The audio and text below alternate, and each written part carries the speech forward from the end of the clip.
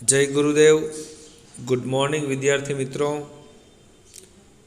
Last lecture में આપણે comprehension section में પેરેગ્રાફ નંબર 6 અને ડેટાની અંદરથી એક ડેટા એમના વિશે સમજૂતી મેળવેલી હતી અને એમના ક્વેશ્ચન આન્સર છે એમને પણ સમજી ચૂક્યા હતા। આજે આપણે नॉन वर्बल टेक्स्ट जेने कहीए डेटा ए डेटा नंबर 2, 3 અને 4 एमना विषे समजूती मेळववाना छीए। अहींया आपणने माहिती आपेली होय छे अने ए माहितीना आधारे आपणे प्रश्नोना जवाब आपवाना होय छे अने एकदम इजी होय छे। तो चालो शरू करीए। डेटा नंबर अहींया एक स्पोर्ट्स क्लबनी जाहेरात आपेली छे। सौथी ऊपर बोल्ड अक्षरे घाटा अक्षरे लखेलू छे स्पोर्ट्स क्लब। नीचे लखेलू छे स्टूडेंट्स ऑफ क्लासेस 8 एंड 9 धोरण 8 અને ધોરણ 9 ના વિદ્યાર્થીઓ છે આ સ્પોર્ટ્સ ક્લબમાં જોઈન થઈ શકે છે। કમ એન્ડ લર્ન आवो अने सीखो। टाइम समय आपेलो छे 8 AM टू 10 AM। सवारे 8 वाग्याथी शरू करी अने सवारे 10 वाग्या सुधी आम 2 कलाकनो समय छे। एवरी संडे एटले दर रविवारे होय छे। अठवाडियाना बाकीना दिवसोए नथी होतुं। मात्र ने मात्र दर रविवारे 8 થી 10 ना समये धोरण 9 અને 8 ना विद्यार्थीओ आ स्पोर्ट्स क्लब में जई सके छे। ऑन ध स्कूल प्लेग्राउंड अने एमनुं स्थळ छे शाळानुं रमतनुं मैदान सरस्वती हाई स्कूल। એટલે સરસ્વતી હાઈ સ્કૂલનું જે શાળાનું મેદાન છે એ જગ્યાએ गांधी रोड राजकोट आ एमनुं सरनामું છે।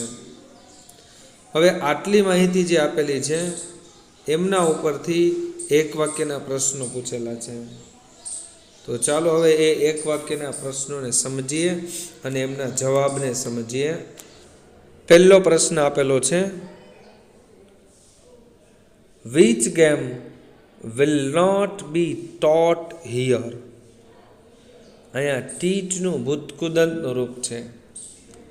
टीच एटले शीखवવું અને टॉट एटले शीखववामां आवे छे। हियर एटले अहींया के अहींया कई रमत शीखववामां आवती नथी। तो आपणे ज्यारे डेटा जोयो त्यारे चर्चा करवानुं भूली गया हता। त्यां आपेલું હતું कम एंड लर्न एने नीचे आपेલું હતું क्रिकेट, फूटबॉल एंड हॉकी। आ 3 रमतो छे स्पोर्ट्स क्लबमां शीखवाडवामां आवे छे। अहींया तमने विकल्प आपेला छे के कई रमत नथी शीखवाडवामां आवती।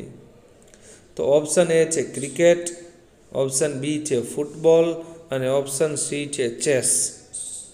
तो डेटामां आपेલું छे के क्रिकेट, फूटबॉल अने हॉकी शीखवाडे छे पण चेस शीखवाडता नथी। एटले जवाब आवशे ऑप्शन सी के अहींया चेस शीखवाडवामां आवती नथी। बीजो प्रश्न छे this notice is for students of standard खाली जग्या। आ नोटिस ए खाली जग्या धोरणना विद्यार्थीओ माटेनी छे। तो सौथी पहेला ज आपेलुं है स्पोर्ट्स क्लबनी नीचे के स्टूडेंट ऑफ क्लास 8 एंड 9 એટલે ધોરણ 8 અને ધોરણના 9 ના વિદ્યાર્થીઓ માટેની જ આ નોટિસ છે। તો ખાલી જગ્યામાં ખાલી એટલું જ લખવું પડશે ઓફ સ્ટાન્ડર્ડ 8 એન્ડ 9। સ્ટાન્ડર્ડ તો છે જ, તો ખાલી જગ્યામાં એટલો જવાબ આવશે 8 એન્ડ 9। ત્યાર પછી ત્રીજો પ્રશ્ન છે vote is the name of school? શાળાનું નામ શું છે? तो सरनामामां आपेलुं छे सरस्वती हाई स्कूल। પહેલાં વિધાન વાક્ય બનાવીએ એટલે થશે the name of the school. એટલું પ્રશ્નમાં જ છે, the name of the school. પછી પાછળ ઉમેરવાનું ઇઝ અને છેલ્લે એમને મૂકી દેવાનું સરસ્વતી વિદ્યાલય. ફરીથી આખો પ્રશ્ન બોલું છું. The name of the school is Saraswati Vidyalaya. ચોથો પ્રશ્ન. What are the timings of the club. આ સ્પોર્ટ્સ ક્લબનું ટાઈમિંગ શું છે? ઓપ્શન એ આપ્યું છે 8 AM to 9 AM, એટલે સવારે 8 વાગ્યાથી સવારે 9 વાગ્યા સુધી. ઓપ્શન બી છે 8 AM to 10 AM, સવારે 8 વાગ્યાથી સવારે 10 વાગ્યા સુધી. અને ઓપ્શન સી છે 8 AM to 10 PM, એટલે સવારે 8 વાગ્યાથી રાત્રિના 10 વાગ્યા સુધી. તો એ ડેટાને જોઈને આપણે ખ્યાલ આવી જાય કે જવાબ આપે છે option B 8 AM to 10 AM. અહીંયા વાક્ય લખવાની જરૂરિયાત નથી, આપણે લખવાનું ઓપ્શન બી અને પછી 8 AM to 10 AM એટલો જવાબ લખવાનો છે. ત્યાર પછી પાંચમો પ્રશ્ન છે. The club will be open every day, કે આ ક્લબ એ દરરોજ ખુલ્લું રહેશે. તો શું આ વાત સાચી છે કે ખોટી? નીચે લખેલું છે ટ્રુ ઓર ફોલ્સ. તમારે કહેવાનું છે કે આ વિધાન સાચું છે કે ખોટું છે. તો નીચે જો બોલ્ડ અક્ષરે જ લખેલું છે એવરી સન્ડે, માત્ર દર રવિવારે જ ખુલ્લું રહે છે. બાકીના દિવસો સ્પોર્ટ્સ ક્લબ ખુલ્લી નથી હોતી, કારણ કે એ સમયે વિદ્યાર્થીઓને અભ્યાસ કરવાનો હોય છે. એટલે આ વિધાન છે ખોટું છે, એટલે જવાબ આવશે ફોલ્સ. ત્યાર પછી બીજો જે ડેટા છે એમને સમજીએ. અહીંયા એક દુકાનનું બિલ છે.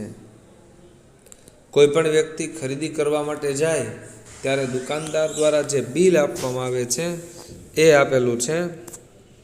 સૌથી ઉપર દુકાનનું નામ લખેલું છે અનારકલી સિલેક્શન, એ દુકાનનું નામ છે.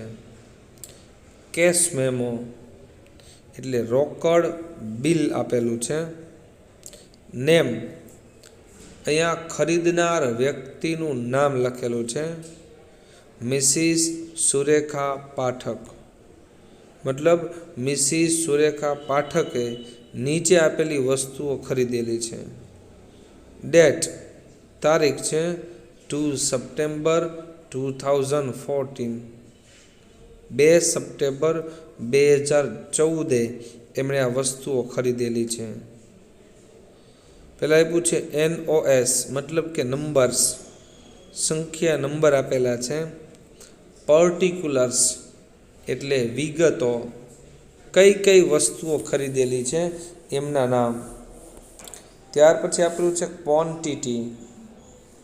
ક્વોન્ટિટી એટલે જથ્થો, કેટલી માત્રામાં ખરીદી છે, 1, 2, 3, 4 કે 5.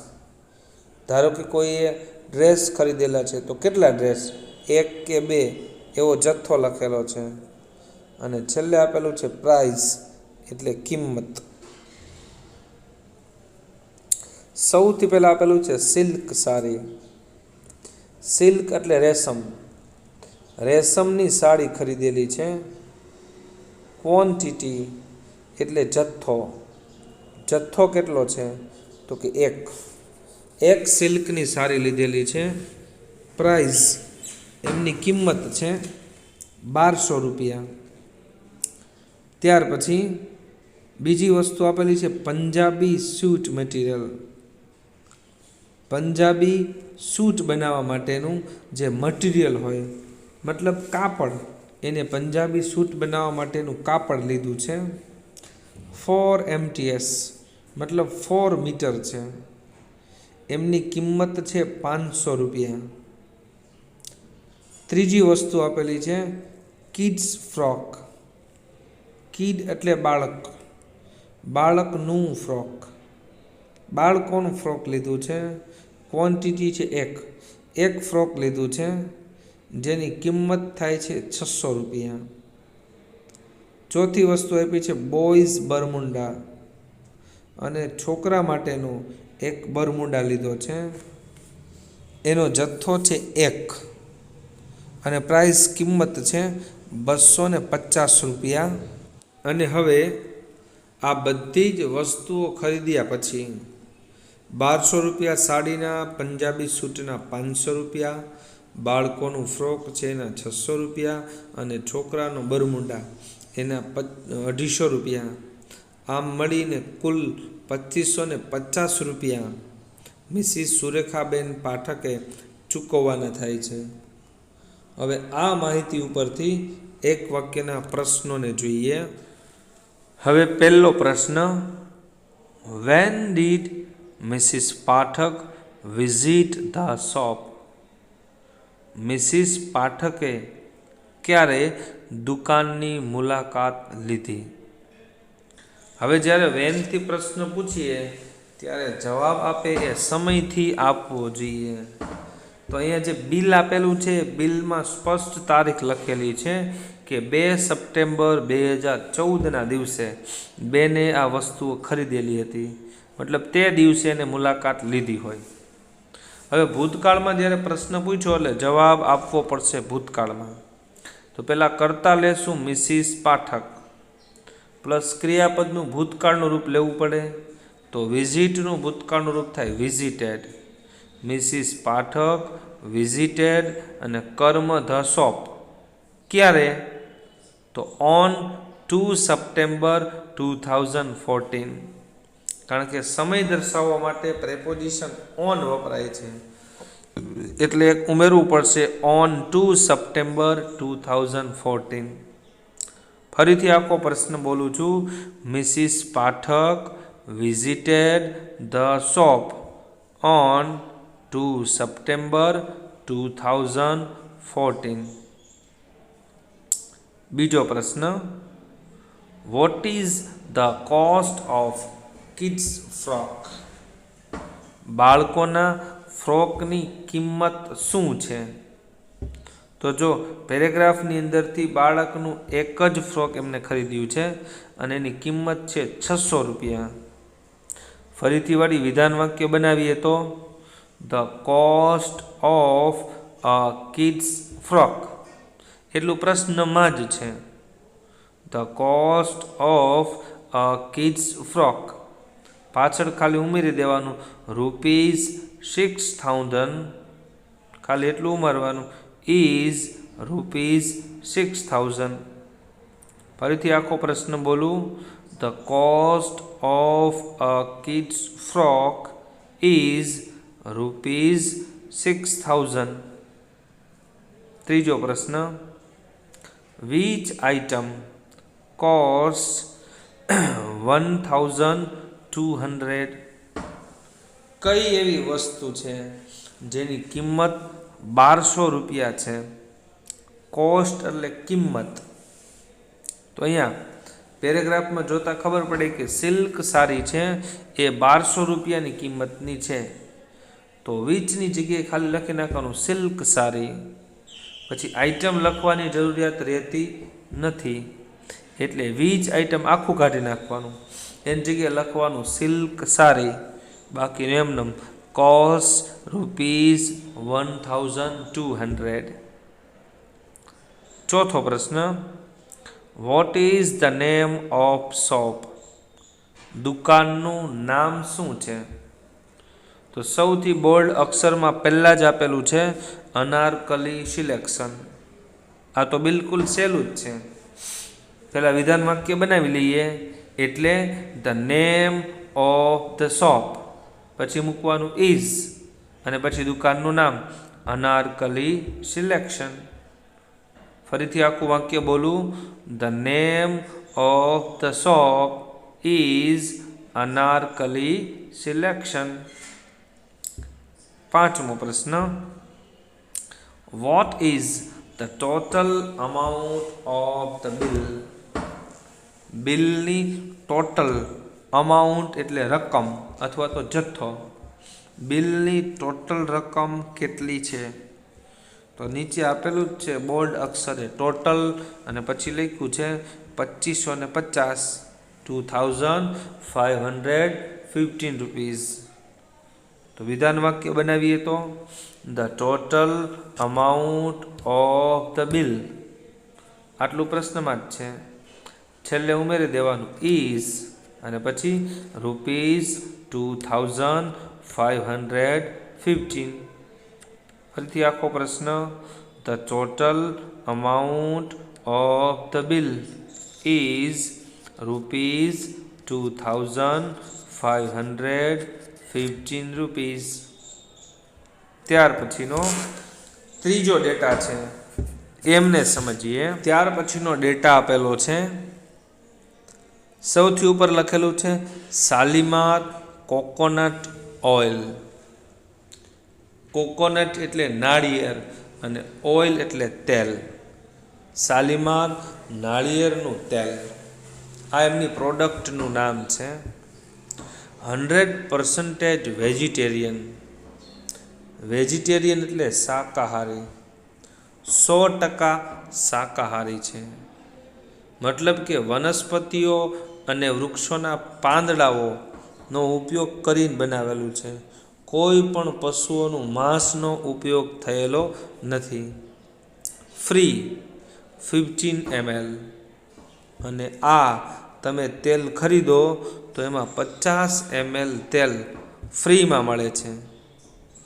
Net content. નેટ એટલે ચોખ્ખું અને કન્ટેન્ટ એટલે સમાવેશ થયેલી વસ્તુ.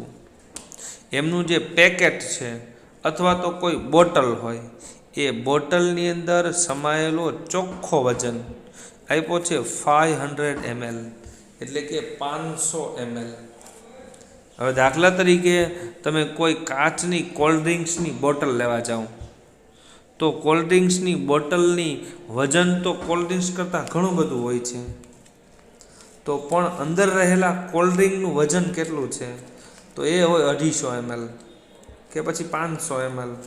તો અંદર રહેલી વસ્તુ છે એને જે કવરની અંદર પેક કર્યું છે કે પછી બોટલમાં પેક કર્યું છે એનો વજન બાદ કરતાં અંદર રહેલી મૂળ વસ્તુનું વજન કેટલું છે એ છે તો 500 ml છે.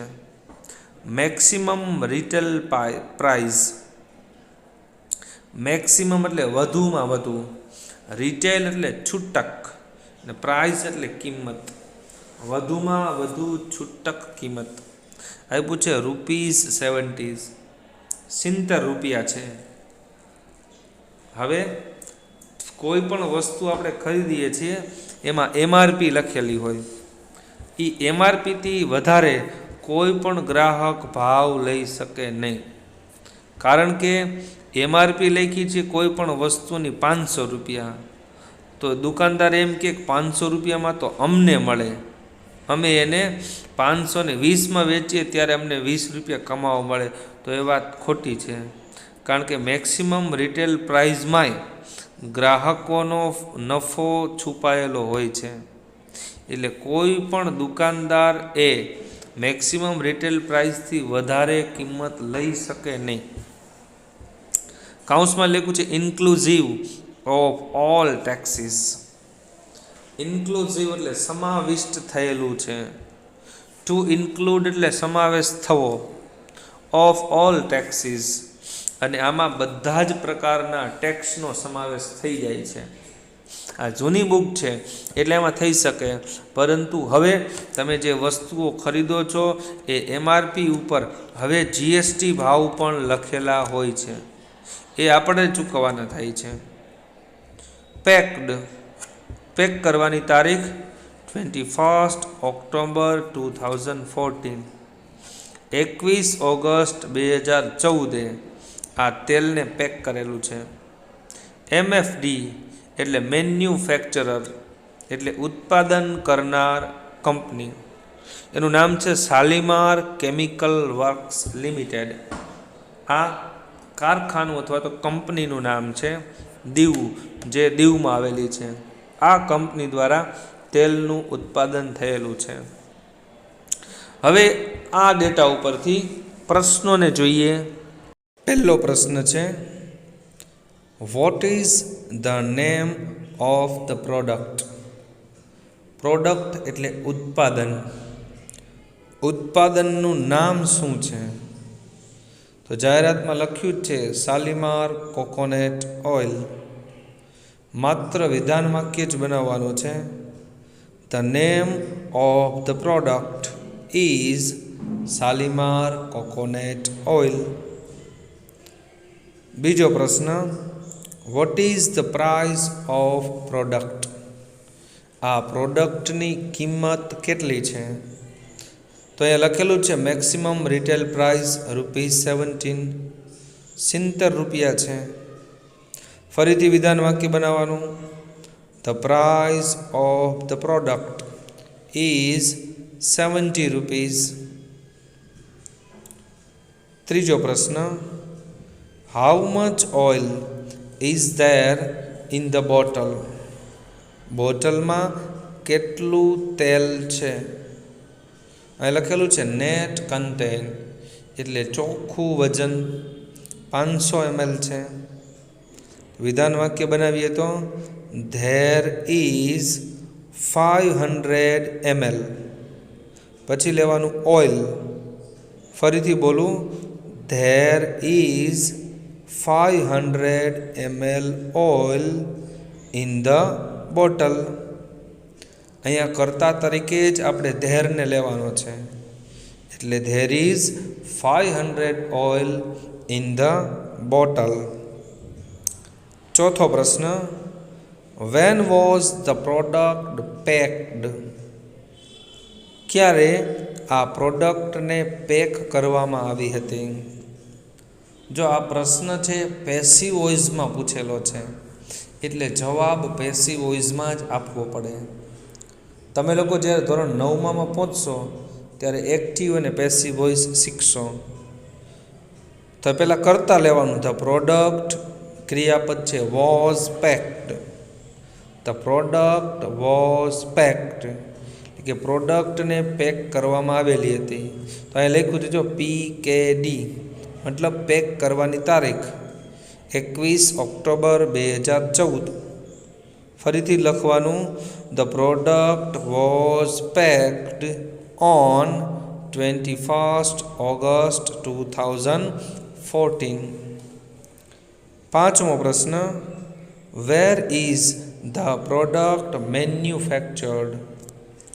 મેન્યુફેક્ચર એટલે ઉત્પાદન કરવું, કે આ પ્રોડક્ટ ક્યાં બનાવવામાં આવે છે અથવા ઉત્પાદન કરવામાં આવે છે. તો અહીં લખ્યું છે મેન્યુફેક્ચર, એમાં લખ્યું છે Shalimar chemical works limited Diu. મતલબ કે દીવમાં તેનું ઉત્પાદન કરવામાં આવે છે.